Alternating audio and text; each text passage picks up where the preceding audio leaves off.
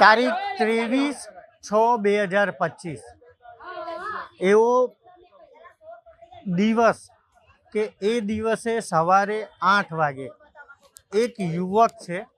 એ પોતાની રિક્ષા લઈ વેજલપુરથી ધંધા અર્થે નીકળે છે। ધંધા અર્થે નીકળ્યા પછી સાંજના જ્યારે યુવક પોતાના ઘરે આવતો નથી, પોતાના પરિવાર એના માટે બધે શોધખોળ કરે છે, પણ એ યુવકનો કોઈ ભાળ મળતી નથી। તે પછી તેમનો પરિવાર એ યુવક માટે પોલીસ સ્ટેશન જાય છે અને પોલીસ સ્ટેશન જાણવા જોગ માટે ત્યાં FIR કે જાણવા જોગ ત્યાં જાણ કરવા જાય છે। એ લોકો આવે છે। આ બનાવ છે વેજલપુર વિસ્તારનો। વેજલપુરમાં એ લોકો વેજલપુર પોલીસ સ્ટેશન આવે છે। પોલીસ સ્ટેશન આવી અને આ બનાવની જાણ પોલીસને કરે છે। પોલીસને જાણ કરે છે। પોલીસ એવું કહે છે કે આજે નહીં, આપણે કાલે આ વિગત લખીએ। પરિવાર એ દિવસે ઘરે જતો રહે છે। બીજા દિવસે મતલબ કે 24 તારીખને 24/6/2025ના દિવસે પરિવાર વેજલપુર પોલીસ સ્ટેશનમાં આવે છે। વેજલપુર પોલીસ સ્ટેશનમાં આવી સાંજે એ પોતાની વિનંતી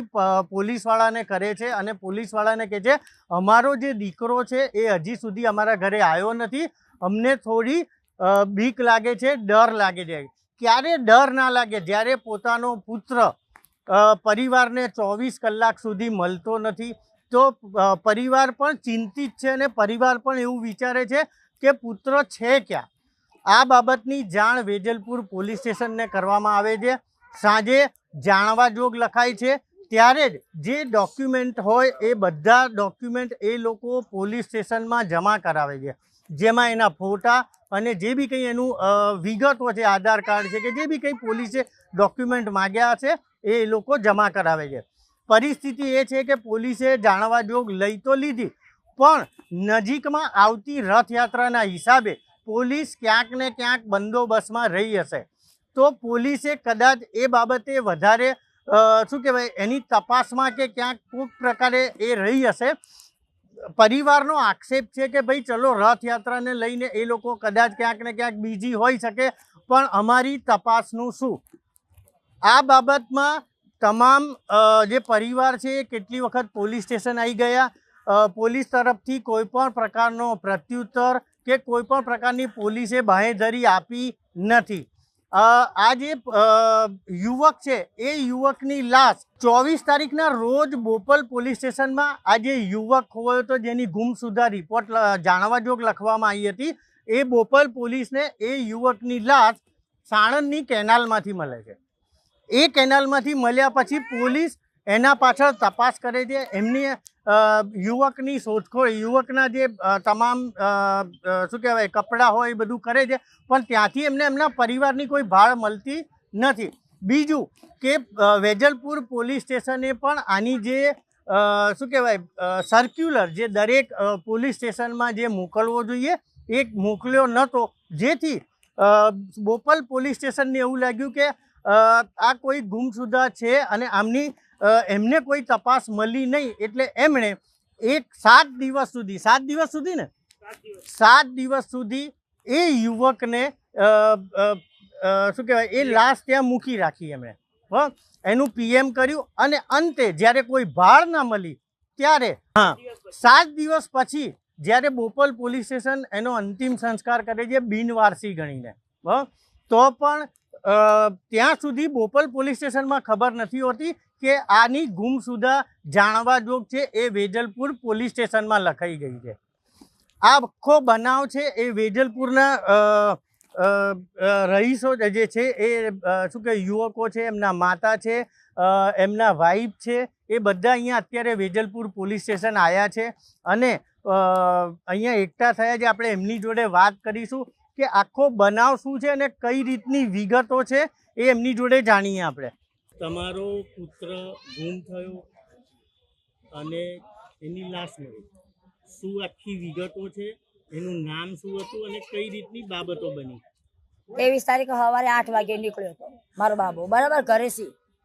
પછી સાંજે મેં 7 વાગ્યા પછી મેં પોલીસ સ્ટેશન આવ્યા કે સાહેબ મારો છોકરો સવારે 8 વાગ્યાનો ગુમ છે, હજુ ઘરે આવ્યો નથી। તો કે બેન તમારો બાબો નાનો બાળક તો નથી ને કે તો આવી જશે સવારે આવશે 24 કલાકમાં આવી જશે પછી અમે તમારી જાણવા જોગ લેશું કાલે 11 વાગ્યા તમે આવજો એ સારું સાહેબ 11 વાગે આવી તો અમારું બધું કીધું પૂછ્યું મેં બોલી લખ્યું એમને આજે 8 વાગે 28 ફોટા લઈને તમે આવો ચિરાગ રમણભાઈ વાળા બરાબર